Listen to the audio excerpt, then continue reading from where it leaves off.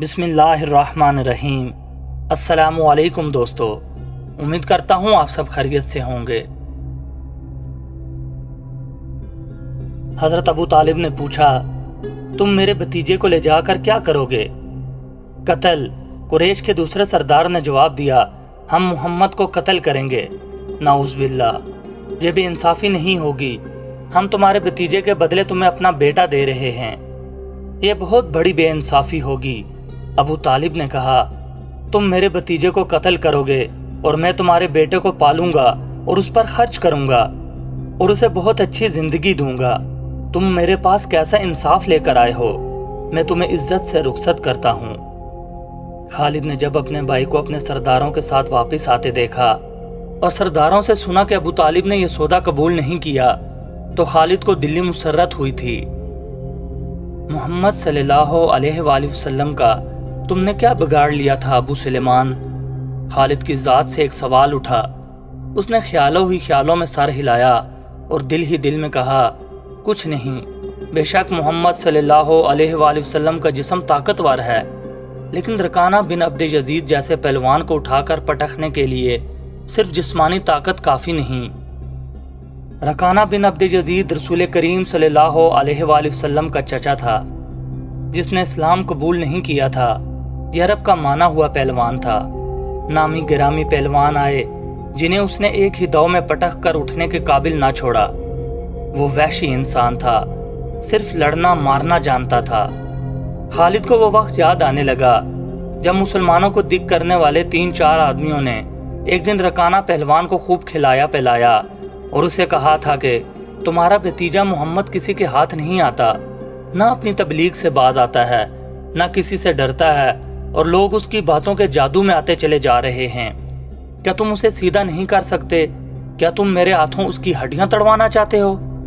रकाना ने अपने चेहरे पर मस्ती का तासुर पैदा करके तकब्बुर के लहजे में कहा था, लाओ उसे मेरे मुकाबले पे, लेकिन वो मेरा नाम सुनकर मक्का से भाग जाएगा। नहीं नहीं, मैं उसके साथ लड़ना अपनी तौहीन समझता हूँ। उसने उकसाने वाले आदमियों की बात ना मानी। वो किसी पहलवान को अपने बराबर समझता ही नहीं था। मुसलमानों के दुश्मन खामोश हो गए, लेकिन सोचते रहे कि रसूल खुदा सल्लल्लाहु अलैहि वसल्लम को रकाना के हाथों गिराकर आपका तमाशा बनाया जाए। मक्का के यहूदी खास तौर पर रसूल अकरम सल्लल्लाहु अलैहि वसल्लम के दुश्मन थे, लेकिन वो खुलकर मैदान में नहीं आते थे। वो खुश थे कि अहले कुरैश आपस में बढ़कर एक दूसरे के दुश्मन हो गए हैं। उन्हें पता चल गया कि कुरैश के कुछ आदमियों ने रकाना पहलवान को उकसाया है कि वो रसूल खुदा सल्लल्लाहु अलैहि वसल्लम को कुश्ती के लिए ललकारे, लेकिन वो नहीं मान रहा था। एक रोज रकाना रात के वक्त एक गली से गुजर रहा था कि उसके करीब से एक बड़ी हसीन और जवान लड़की गुजरी। चांदनी रात में लड़की ने रकाना को पहचान लिया और मुस्कुराई। रकाना वहशी था, वो रुक गया और लड़की का रास्ता रोक लिया। क्या तुम जानती हो कि औरत मर्द की तरफ देखकर मुस्कुराती है तो इसका मतलब क्या होता है? रकाना पहलवान ने पूछा, कौन हो तुम? इसका मतलब यह होता है कि औरत उस मर्द को चाहती है। इस जवान लड़की ने जवाब दिया, मैं सिब्ते बिनते अरमन हूँ। ओह, अरमन यहूदी की बेटी, रकाना ने कहा और लड़की के कंधों पर हाथ रखकर उसे अपने करीब करके बोला, क्या मेरा जिस्म तुझे इतना अच्छा लगता है? और क्या मेरी ताकत? तुम्हारी ताकत ने मुझे मायूस कर दिया है। सिब्त ने पीछे हटते हुए कहा, तुम अपने भतीजे मोहम्मद से डरते हो। कौन कहता है? रकाना ने गरज कर पूछा। सब कहते हैं, सिब्त ने कहा। पहले मोहम्मद को गिराओ, मैं अपना जिस्म तुम्हें इनाम में दूंगी। अल्लाह के बेटों और बेटियों की कसम, तेरी बात पूरी करके तेरे सामने आऊंगा, रकाना ने कहा। लेकिन तूने गलत सुना है कि मैं मोहम्मद से डरता हूँ सल्लल्लाहु अलैहि वसल्लम। बात यह है कि मैं अपने से कमजोरों के साथ लड़ना अपनी तौहीन समझता हूँ, लेकिन तेरी बात पूरी करूंगा। मशहूर मौरिख इब्न हिशाम ने लिखा है कि रसूल करीम सल्लल्लाहु अलैहि वसल्लम ने खुद रकाना पहलवान को कुश्ती के लिए ललकारा था, लेकिन दूसरे मौरिख इब्नुल असीर ने जो शहादत पेश की है वो सही है कि रकाना ने मोहम्मद सल्लल्लाहु अलैहि वसल्लम को कुश्ती के लिए ललकारा और उसने कहा था, मेरे भाई के बेटे, तुम बड़े दिल और बड़ी जुर्रत वाले आदमी हो। मैं ये भी जानता हूँ कि तुम झूठ बोलने से नफरत करते हो, لیکن مرد کی جرأت اور صداقت کا پتہ اکھاڑے میں چلتا ہے۔ آؤ میرے مقابلے میں اکھاڑے میں اترو، اگر مجھے گرا لو تو میں تمہیں اللہ کا بھیجا ہوا نبی مان لوں گا، اللہ کی قسم تمہارا مذہب قبول کر لوں گا، لیکن یہ ایک بھتیجے اور چچا کی کشتی نہیں ہوگی۔ رسول خدا صلی اللہ علیہ وآلہ وسلم نے رکانہ کی للکار کے جواب میں کہا، ایک بت پرست اور سچے دین کے ایک پیغمبر کی لڑائی ہوگی، تو ہار گیا تو اپنا وعدہ نہ بھول جانا۔ مکہ میں یہ خبر صحرا کی آندھی کی طرح پھیل گئی کہ رکانہ پلوان اور محمد صلی اللہ علیہ وآلہ وسلم کی کشتی ہوگی، اور جو ہار جائے گا وہ جیتنے والے کا مذہب قبول کر لے گا۔ قریش کا بچہ مرد و زن اور یہودی ہجوم کر کے آگے۔ مسلمانوں کی تعداد بہت تھوڑی تھی، وہ تلواروں اور برچھیوں سے مسلح ہو کر آئے، کیونکہ انہیں خطرہ محسوس ہو رہا تھا کہ قریش کشتی کا بہانہ بنا کر رسول خدا صلی اللہ علیہ وآلہ وسلم کو قتل کر دیں گے۔ عرب کا سب سے زیادہ طاقتور اور وحشی پہلوان رکانہ بن عبد یزید رسول کریم صلی اللہ علیہ وآلہ وسلم کے مقابلے پر اترا۔ اس نے رسول خدا صلی اللہ علیہ وآلہ وسلم پر طنزیہ نظر ڈالی اور آپ پر بپتی کسی۔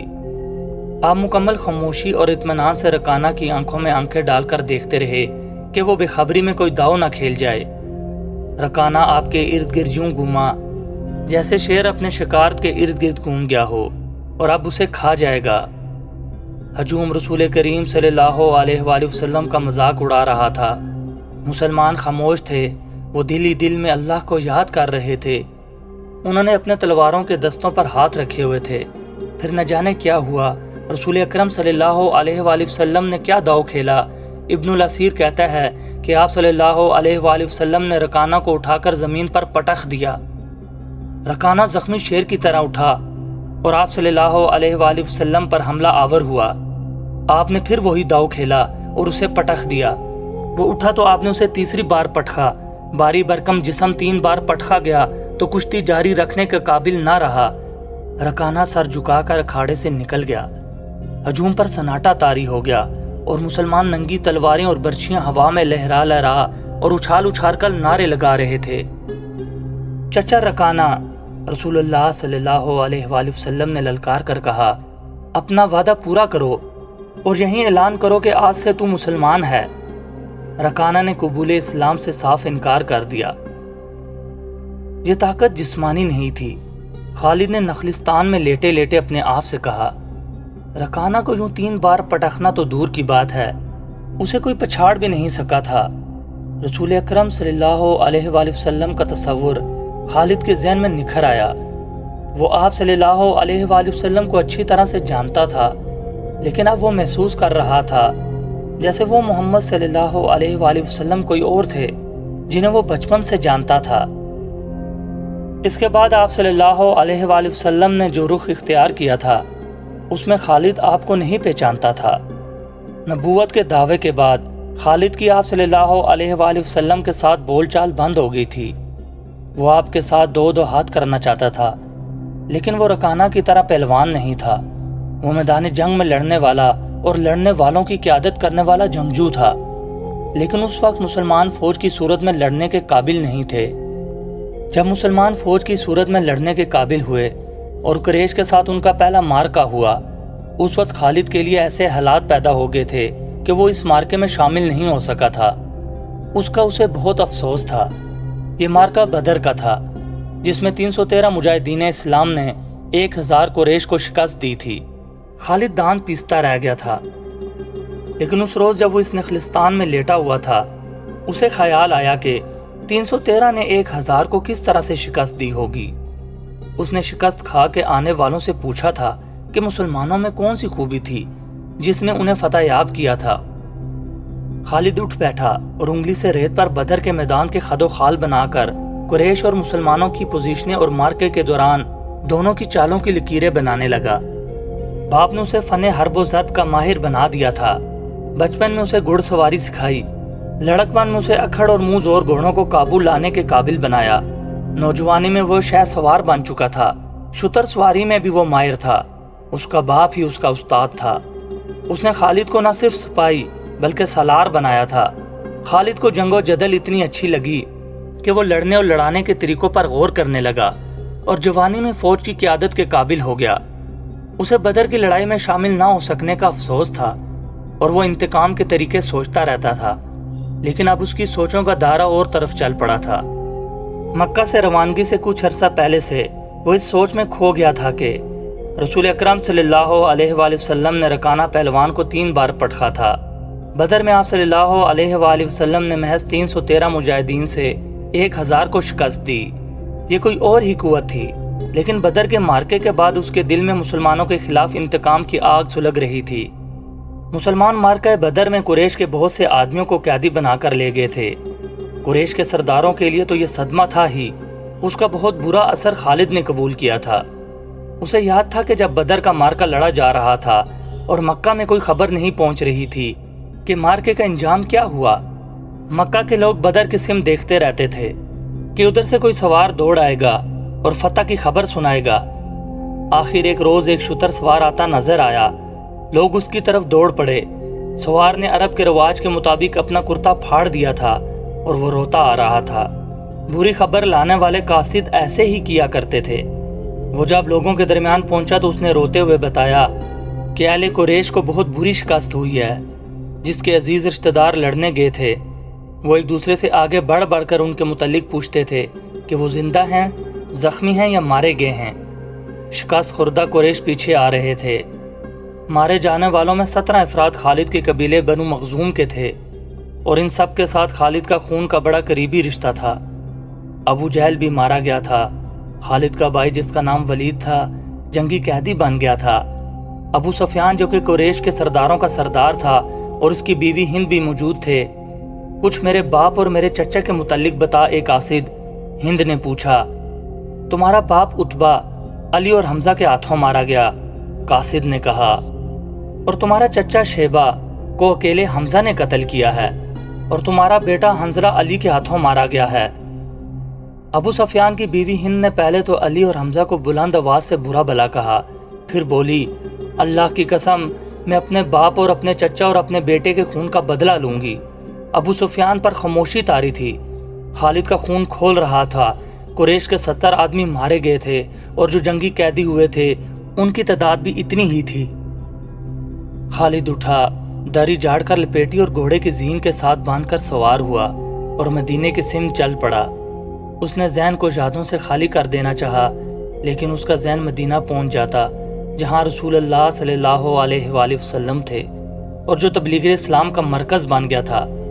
आप सल्लल्लाहु अलैहि वसल्लम का ख्याल आते ही उसका ज़हन पीछे चला जाता और उसे वो मंजर दिखाता जिसके खालिक हजूर सल्लल्लाहु अलैहि वसल्लम थे। उसके ज़हन में हिंद के अल्फाज याद आए जो उसने अपने खामंद अबू सुफियान से कहे थे। मैं अपने बाप और चचा को भूल सकती हूँ, हिंद ने कहा था। क्या मैं अपने लखते जिगर हंसला को भी भूल जाऊं? माँ अपने बेटे को कैसे भूल सकती है? अल्लाह की कसम, मैं मोहम्मद को अपने बेटे का खून माफ नहीं करूंगी। ये लड़ाई मोहम्मद ने कराई है। मैं हमजा और अली को नहीं बख्शूंगी। वो मेरे बाप, मेरे चचा और मेरे बेटे के कातिल हैं। मेरे खून को सिर्फ मेरे बेटे का कत्ल गरमा रहा है। अबू सुफियान ने कहा था, मुझ पर अपने बेटे के खून का इंतकाम फर्ज हो गया है। मैं सबसे पहले ये काम करूंगा कि मोहम्मद के खिलाफ जबरदस्त फौज तैयार करके उसे आइंदा लड़ने के काबिल नहीं छोड़ूंगा। मशहूर मौरिख और वाक़े नगार अगदी लिखता है कि अगले ही रोज़ अबू सुफियान ने तमाम सरदारों को बुलाया। उनमें ज़्यादा तादाद उन सरदारों की थी जो किसी न किसी वजह से जंग बदर में शरीक नहीं हो सके थे और उनमें से हर एक का कोई ना कोई अजीज उस जंग में मारा गया था। सब इंतकाम का इरादा लेकर इकट्ठे हुए थे। क्या मुझे ज़्यादा बातें करने की ज़रूरत है? अबू सुफियान ने कहा, मेरा अपना जवान बेटा मारा गया है। अगर मैं इंतकाम नहीं लेता तो मुझे जीने का कोई हक नहीं। सब एक ही बार बोलने लगे। वो इस पर मुत्तफिक थे कि मुसलमानों से बदर की शिकस्त का इंतकाम लिया जाए, लेकिन आप में से कोई भी अपने घर में ना बैठा रहे। खालिद ने कहा, बदर में हम सिर्फ इसलिए जिल्लत में गिरे कि सरदार घरों में बैठे रहे और उन लोगों को लड़ने भेज दिया जो कुरैश की अजमत को नहीं समझते थे। क्या मेरे बाप को भी कुरैश की अजमत का ख्याल ना था? खालिद के चचाजाद भाई इकरमा जो अबू जहल का बेटा था, बरम होते हुए कहा, क्या सफवान बिन उमैया के बाप को भी कुरैश की अजमत का ख्याल ना था? तुम कहाँ थे अल वलीद के बेटे? हम यहाँ एक दूसरे से लड़ने के लिए इकट्ठे नहीं हुए। अबू सुफियान ने कहा, खालिद तुम्हें ऐसी बात नहीं कहनी चाहिए थी। जिससे कोई अपनी बेइज्जती महसूस करे। हम में से कोई भी इज्जत वाला नहीं रहा, खालिद ने कहा। हम सब उस वक्त तक बेइज्जत रहेंगे जब तक हम मोहम्मद सल्लल्लाहु अलैहि वसल्लम और उसके चेलों को हमेशा के लिए ख़त्म नहीं कर देते। मेरे खून की गर्मी ने मेरी आंखें जला दी हैं। उन आंखों को मुसलमानों का खून ठंडा कर सकता है। मैं फिर कहूँगा कि अब सरदार आगे होंगे और मैं जानता हूँ कि मैं मैदान जंग में कहाँ हूँगा, लेकिन जंग में हमारा जो सरदार होगा मैं उसके हुक्म का पाबंद रहूँगा। और अगर मैं समझूंगा कि मुझे सरदार ने ऐसा हुक्म दिया है जो हमें नुकसान देगा तो मैं ऐसा हुक्म नहीं मानूंगा। सब ने मुतफिका तौर पर अबू सुफियान को अपना सरदार मुकर्रर किया। इससे एक रोज़ पहले अहले मक्का का एक काफिला फ़लस्तीन से मक्का वापस आया था। ये तजारती काफिला था। मक्का के बाशिंदों खुसूसन कुरैश के हर ख़ानदान ने उस तजारत में हिस्सा डाला था। इस काफिले में कमो पेश 1000 ऊँट थे और जो माल गया था उसकी मालियत 50,000 दिनार थी। काफिले का सरदार अबू सुफियान था, जिसने 50,000 पर 50,000 दिनार मुनाफा कमाया था। काफिले से वापसी का रास्ता मदीना से गुजरता था। मुसलमानों को पता चल गया। उन्होंने पूरे काफिले को गिरफ्तार करने का इरादा किया और एक मुकाम पर काफिले को घेरे में ले लिया। लेकिन वो ज़मीन ऐसी थी कि अबू सुफियान ने एक एक आदमी और एक एक ऊँट को ज़मीन के ऊंचे नीचे खदोखाल से फ़ायदा उठाते हुए घेरे से निकाल दिया था। खालिद का घोड़ा मदीना की तरफ चला जा रहा था, मगर खालिद के ज़हन पीछे को सफ़र कर रहा था। उसे उस वक्त का जब कुरैश इंतकाम की स्कीम बनाने के लिए इकट्ठे हुए थे, एक एक लफ्ज़ जो किसी ने कहा था सुनाई दे रहा था। अगर तुमने मुझे अपनी सरदारी दी है तो मेरे हर फैसले की पाबंदी तुम पर लाजिम है। अबू सुफियान ने कहा, मेरा पहला फैसला यह है कि मैंने अभी 50,000 दिनार मुनाफा सब में तकसीम नहीं किया। मैं वो तकसीम नहीं करूँगा। ये मुसलमानों के खिलाफ फैसला कुन जंग में इस्तेमाल होगा। मुझे और मेरे ख़ानदान को यह फैसला मंजूर है। सबसे पहले खालिद ने कहा। फिर मंजूर है, ऐसा ही करो। मंजूर है कि आवाज़ें उठीं। मेरा दूसरा हुक्म यह है, अबू सुफियान ने कहा, कि जंगे बदर में हमारे जो आदमी मारे गए हैं उनके लवाहिकीन आहोजारी कर रहे हैं। मैंने मर्दों को दाड़े मारते और औरतों को बहन करते सुना है। अल्लाह की कसम, जब आंसू बह जाते हैं तो इंतकाम की आग सर्द हो जाती है। आज से मुक्तलीन पर कोई नहीं रोएगा। और मेरा तीसरा हुक्म यह है कि मुसलमानों ने बदर की लड़ाई में हमारे जिन आदमियों को कैद किया है उनकी रिहाई के लिए कोई कोशिश नहीं की जाएगी। तुम जानते हो कि मुसलमानों ने कैदियों की रिहाई के लिए उनके दर्जे मुकर्रर कर दिए हैं और उनका फिदिया 1000 से 40,000 दिरहम मुकर्रर किया है। हम मुसलमानों को 1 दिरहम भी नहीं देंगे। ये रकम हमारे ही खिलाफ इस्तेमाल होगी। दोस्तों, उम्मीद करता हूँ ये वीडियो आपको पसंद आई होगी। वीडियो पसंद आई हो तो इसे लाइक और शेयर ज़रूर कीजिएगा। मज़ीद अच्छी वीडियोस देखने के लिए हमारे चैनल को सब्सक्राइब करें और घंटी के बटन को लाजमी दबाएं। अल्लाह से दुआ है कि अल्लाह हम सबको अपने हिफ्ज़-ओ-अमान में रखे।